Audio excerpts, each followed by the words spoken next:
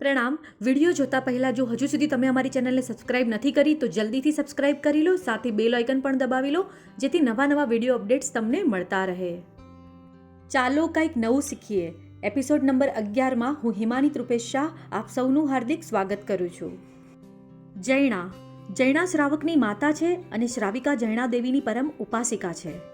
બેસતા ઊભા થતા, ચાલતા ફરતા, ખાતા પીતા, સૂતા જાગતા, બોલતા વિચારતા, વસ્તુ લેતા મૂકતા, દરવાજો ખોલતા બંધ કરતા અને સાફ સફાઈ વગેરે જેવી રોજિંદી પ્રવૃત્તિ કરતા સમયે આપણી લાપરવાહીથી કે દુર્ધ્યાનથી અને તેજ ગતિની આ જીવન દોડમાં અનેક જીવોની હિંસા થતી રહેતી હોય છે.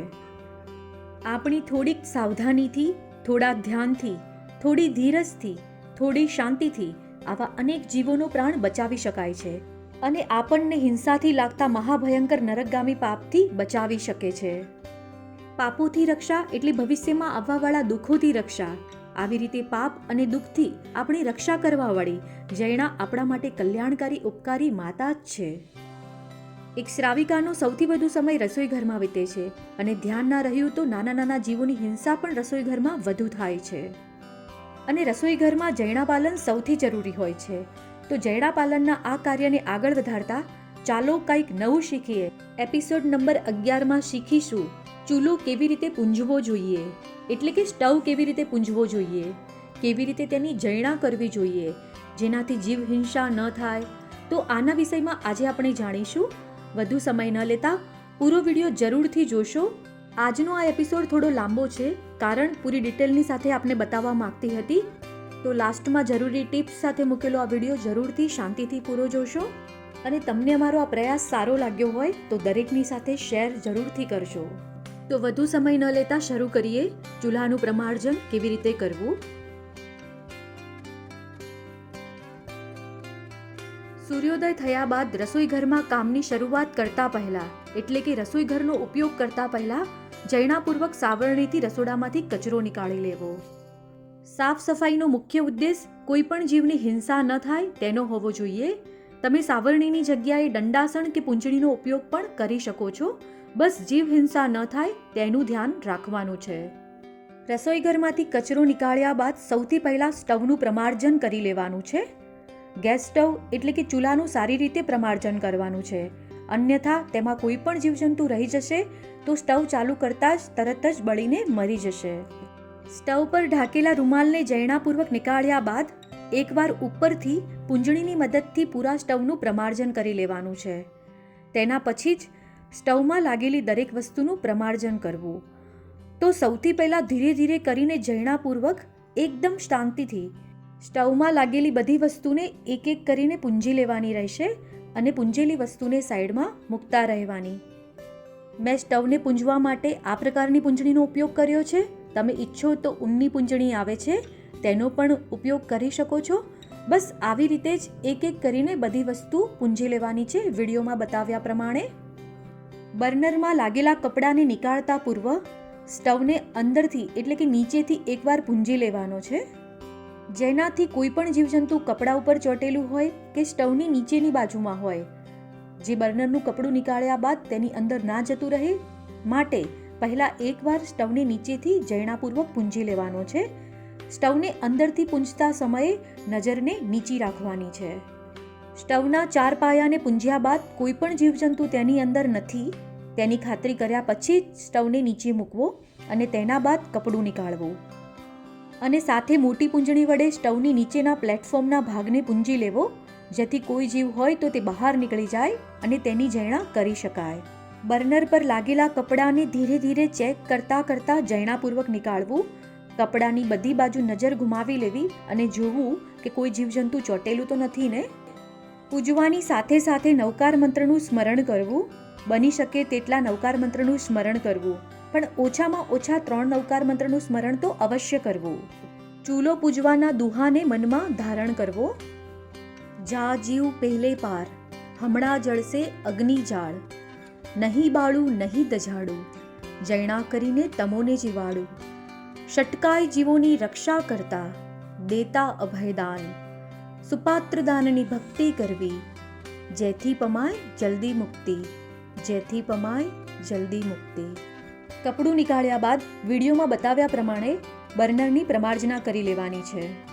તેના બાદ સ્ટવના ચારે પાયાની પ્રમાર્જના કરી લેવાની છે, જેનાથી કોઈ પણ જીવજંતુ તેની નીચે આવીને મરી ન જાય. અને સાથે સાથે સ્ટવના અંદરના ભાગની પણ બરાબર ચેક કરતા જઈને પ્રમાર્જના કરી લેવાની છે. સ્ટવની સારી રીતે પ્રમાર્જના કર્યા બાદ મોટી પૂંછડીની મદદથી સ્ટવની નીચેના પ્લેટફોર્મના ભાગની પ્રમાર્જના કરી લેવાની છે, જેનાથી કોઈ પણ જીવજંતુ હોય તો તે સ્ટવની બહારના ભાગમાં આવી જાય. પ્લેટફોર્મને પૂંજવા માટે હું આ પ્રકારની પૂંજણી વાપરું છું. તમે ઈચ્છો તો સ્ટવને પૂંજવાવાળી પૂંજણી જેવી જ બીજી પૂંજણીથી તમે પૂંજી શકો છો, અથવા ઊનની પૂંજણીનો પણ ઉપયોગ કરી શકો છો. અને ખાસ વાત જણાવવાની કે ચૂલા પૂજવાના દુહાને જોર જોરથી બોલવાનો નથી. અહીં મનમાં ધારણ કરવાનો છે, મનથી સ્મરણ કરવાનો છે, હૃદયમાં કરુણા ભાવને સ્થિર કરવાનો છે. બસ આવી જ રીતે વિડીયોમાં બતાવ્યા પ્રમાણે સ્ટવની પ્રમાર્જના કરવાની છે અને સાથે પૂરા પ્લેટફોર્મની પ્રમાર્જના કરવાની છે. અને આ બધા કાર્ય જયણાપૂર્વક કરવાના છે. આમ તો સ્ટવ પૂજવામાં અને પ્લેટફોર્મ પૂજવામાં માત્ર 5 મિનિટ જેટલો જ સમય લાગે છે, વધુ સમય નહીં લાગે. અને તમને એક જયણાનું સુંદર કાર્ય કર્યા પછી રસોઈ કરવાનો સંતોષ થશે, માટે આ કાર્યને જરૂરથી કરશો. ઘણી બધી મારી શ્રાવિકા બહેનો ઘણી સરસ રીતે ચૂલા પ્રમાર્જનનું, ચૂલો પૂજવાનું કાર્ય કરતી જ હશે, પણ આ વિડીયો જે નવા રસોઈ ઘરમાં આવ્યા છે, જેને ચૂલો પૂજવાનો કોઈ અનુભવ નથી, તેમના માટે ખાસ મૂકેલ છે. અને આ વિડીયો સારો લાગી રહ્યો હોય તો જરૂરથી દરેક શ્રાવિકા સુધી શેર કરજો, દરેક સુધી પહોંચાડજો. સ્ટવની પ્રમાર્જના કર્યા બાદ નવકાર મંત્રના સ્મરણ સાથે રસોઈ બનાવવાની શરૂઆત કરવી. મેં ઘણા વિડીયોમાં કહ્યું છે તેમ રસોઈ બનાવતા સમયે પ્રભુ નામનું સ્મરણ કરતા રહેવું. આપણા વિચાર શુદ્ધ રહેશે, પવિત્ર રહેશે તો આપણી રસોઈ પણ બહુ જ સરસ બનશે, અમૃત તુલ્ય બનશે. અને આવી સુંદર ભાવ સાથે બનાવેલી રસોઈ જમીને પરિવારના દરેક સદસ્યોનું સ્વાસ્થ્ય પણ સારું રહેશે. તો આ વાત નથી ભૂલવાની. દિવસભર રસોઈનું કામ કર્યા બાદ સ્ટવને સ્વચ્છ કરતા રહેવું. અને સાંજે રસોઈનું કામ પૂરું થયા બાદ સ્ટવને કેવી રીતે સાફ કરવાનો છે, કેવી રીતે સ્ટવને પેક કરવાનો છે, જેનાથી રાત્રિ દરમિયાન જીવજંતુ સ્ટવની અંદર ઘૂસી ન જાય અને આપણે જયણાપાલન કરી શકીએ. આવો તેના વિષયમાં થોડુંક જાણી લઈએ. સૌથી પહેલી અને ખાસ વાત, સ્ટવ ઠંડો થયા પછી જ સ્ટવને સાફ કરવો. ગરમ સ્ટવને ક્યારેય પણ પાણી નાખીને સાફ નથી કરવાનો. બીજી ખાસ વાત, સ્ટવના સ્ટેન્ડને સારી રીતે સાફ કરી લેવા. ઘણી જગ્યાએ જોવા મળે છે કે સ્ટવના સ્ટેન્ડને સારી રીતે સાફ નથી કરતા હોતા, જેનાથી રાતના સમયે કંસારા જેવા જીવો ખાવાનું સૂંઘીને તેની ઉપર ફરતા હોય છે. એટલા માટે સ્ટેન્ડને હંમેશા સારી રીતે સાફ કરીને રાખવું. સ્ટવ ઠંડો પડ્યા બાદ સ્ટવની સારી રીતે સફાઈ કરી લેવી. સ્ટવની ઉપર કોઈ પણ પ્રકારનો ખોરાક ચોટેલો ના રહે, જેનાથી રાત્રિના સમયે જીવજંતુ તેની ગંધથી આકર્ષાઈને આવી જાય તેવું કંઈ પણ ચોટેલું ન રહેવું જોઈએ. એકદમ સ્વચ્છ સ્ટવને સાફ કરવાનો રહેશે. તેની સાથે જ સ્ટવની આજુબાજુની જગ્યા પર જ્યાં રસોઈ બનાવતા સમયે છાંટા ઉડતા હોય તેને પણ સારી રીતે સાફ કરી લેવી. સાથે પ્લેટફોર્મ પર રસોઈ બનાવ્યા બાદ કંઈ ઢોળાયું હોય, ચીકણું થઈ ગયું હોય તો સહેજ પણ ચીકણું ન રહે, ગંદુ ન રહે તેનું ધ્યાન રાખવું અને સારી રીતે સફાઈ કરવી. પ્લેટફોર્મની દિવાલને ઓછા પાણીની મદદથી સારી રીતે સાફ કરી લેવી. તમે ઈચ્છો તો ભીના કપડાની મદદથી પણ દિવાલને સાફ કરી શકો છો. એવી જ રીતે સ્ટવને પણ ભીના કપડાની મદદથી સાફ કરી લેવાનો છે. ચારે બાજુથી તેને સારી રીતે સાફ કરવાનો છે. સ્ટવ અને પ્લેટફોર્મની દિવાલને તમે કપડાં વડે સાફ કરવાના હોવ તો બીજી વાર કપડાં વડે અવશ્ય સાફ કરવું, કેમ કે ઘણીવાર કપડાથી એકવારમાં સારી રીતે સાફ નથી થતું, ક્યાંક ને ક્યાંક રહી જતું હોય છે. એટલે બીજી વાર સારી રીતે સાફ કરી લો. સ્ટવમાં લાગેલા બર્નરને પણ સારી રીતે સાફ કરી લેવાના છે. જરૂર લાગે તો પાણી વડે ધોઈ લેવા. અને હવે વાત આવે છે સ્ટવના મુખ્ય ભાગની સફાઈ માટેની. તે જગ્યા જ્યાં કંસારા જેવા જીવો રાતના સમયમાં આવીને તેમનું ઘર બનાવી લેતા હોય છે. એટલે કે સ્ટવની અંદરવાળો નીચેનો ભાગ, તેને તમારે સરસ રીતે સાફ કરવાનો છે. તમને ખાસ જણાવવાનું કે મારે સ્ટીલનો સ્ટવ છે એટલે સરળતાથી ઊંધો કરી શકાય, પણ જેની પાસે સ્ટોનની લેયરવાળો સ્ટવ હોય તો તેને આવી રીતે ઊંધો ન મુકાય, તૂટી જવાની શક્યતા રહે અને વજનમાં ભારે હોવાથી એકદમ ઊંધું કરવું અઘરું પડે. તેથી પથ્થરના લેયરવાળા સ્ટવને આગળના 2 પાયાથી ઊંચો કરીને સાફ કરી લેવો. સૌથી ખાસ અને જરૂરી વાત, સ્ટવના ચારે પાયાને બરાબર સાફ કરી લેવાના છે. કારણ પાયાના કાણા ગંદા રહેશે તો તેની ગંધથી આકર્ષાઈને કંસારા જીવો તેની આજુબાજુમાં છુપાઈ જશે અને સવારે પ્રમાર્જના વખતે ધ્યાન ન રહ્યું તો તેની જીવહિંસાની સંભાવના વધી જાય છે. તેથી નીચેના ભાગમાં અને બધા જ પાયાને બરાબર સાફ કરી લેવા. નીચેનો ભાગ સહેજ પણ ગંદો રહેવો જોઈએ નહીં, તો બસ સારી રીતે સાફ કરી લેવાનો છે. સ્ટવને સીધો કર્યા બાદ ફરીથી એકવાર ભીના કપડાં વડે સારી રીતે સાફ કરવું અને તેના બાદ પ્લેટફોર્મની સારી રીતે સફાઈ કરી લેવી. પહેલાંના જમાનામાં આ બધા કાર્ય રોજિંદી ક્રિયાના ભાગરૂપે થતા હતા. ઘણી સરળતાથી અને રોજનું કાર્ય સમજીને દરેક શ્રાવિકા બહેનો ઉત્તમ જૈણાનું પાલન કરતી હતી. આ કાર્ય કરવામાં તમારી 5 મિનિટ જરૂર જશે, પણ તમને જૈણાનું ઉત્તમ કાર્ય કર્યું તેનો આનંદ પણ આવશે. તમે જૈણાનું આ કાર્ય દરરોજ કરતા રહેશો તો જૈણાનું આ કાર્ય તમારી આદત બની જશે. સ્ટવના બર્નરને, સ્ટેન્ડને અને તેના પર લાગવાવાળી ડીશને સારી રીતે સાફ કરી લો અને જેમ મેં આગળ કહ્યું તેમ સ્ટવ પર મૂકવાના સ્ટેન્ડને સારી રીતે સાફ કરી લેવા. ક્યાંય પણ ચિકાસ ના રહેવી જોઈએ. ચારે બાજુ ફેરવીને ચેક કરી લેવું. કપડાની મદદથી બધી જ વસ્તુઓને સારી રીતે લૂછી લો અને થોડીવાર માટે સુકાવા દો. આમ તો અત્યારે પણ આપણા ઘરની વડીલ સ્ત્રીઓ જૈણા પાલનનું આ કાર્ય કરતી જ હોય છે, પણ તેના પછીની પેઢી અને આવવાવાળી પેઢી આ કાર્યને ભૂલી રહી છે. આદાન પ્રદાનમાં ક્યાંક ચૂક થઈ રહી છે. ચૂક ભલે થઈ હોય, પણ આજે પણ અમારી પેઢી મૂળથી જોડાયેલ છે. અમારા મૂળને જીવતું રાખવા માટે ફરીથી અમે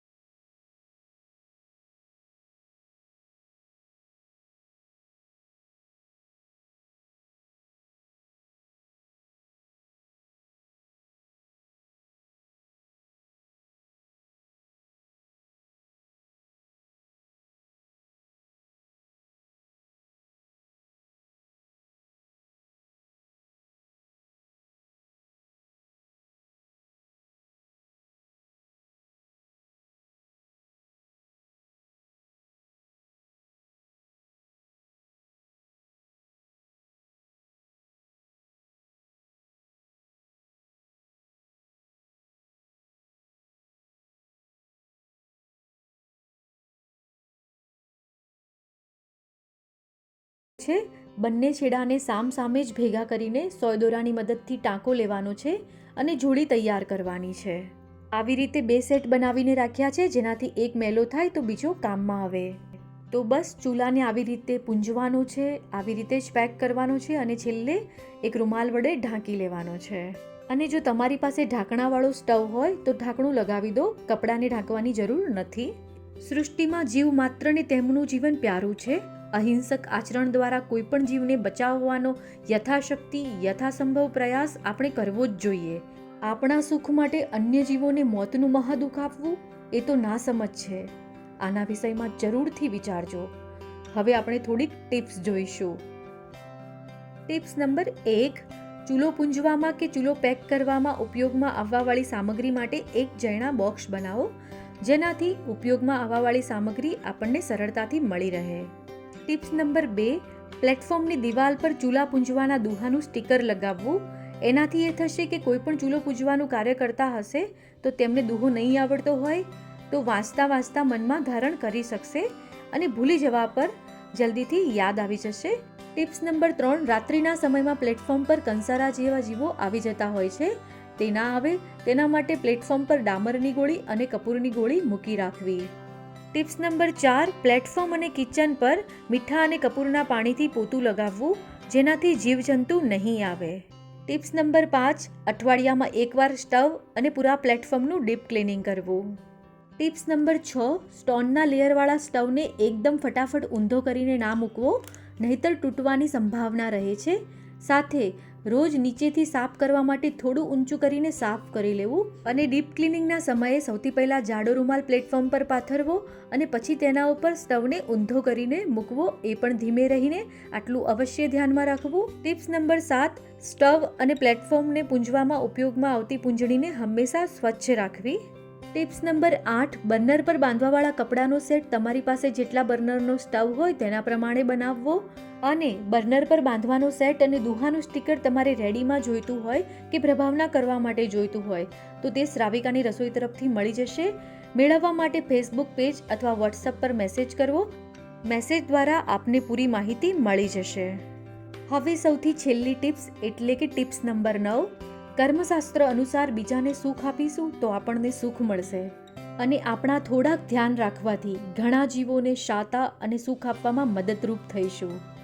જીવોને આપણા દ્વારા આપેલી શાતા અને સુખ ભાવના પરંપરામાં આપણે સુખ, શાંતિ અને પરમપદનું કારણ બની જશે. પરમાત્માની યાજ્ઞાને ધ્યાનમાં રાખીને ધ્યાનપૂર્વક જૈણાના બાબતમાં વિચારજો, મનોમંથન કરજો અને તેનું પાલન કરજો. તો ચાલો આજથી, અત્યારથી, જલ્દીથી જૈણાના આ કાર્યની જીવનમાં શુભ શરૂઆત કરીએ અને જૈણા પાલનમાં આગળ વધતા મોક્ષ માર્ગાનુસારી જીવનમાં આગળ વધીએ.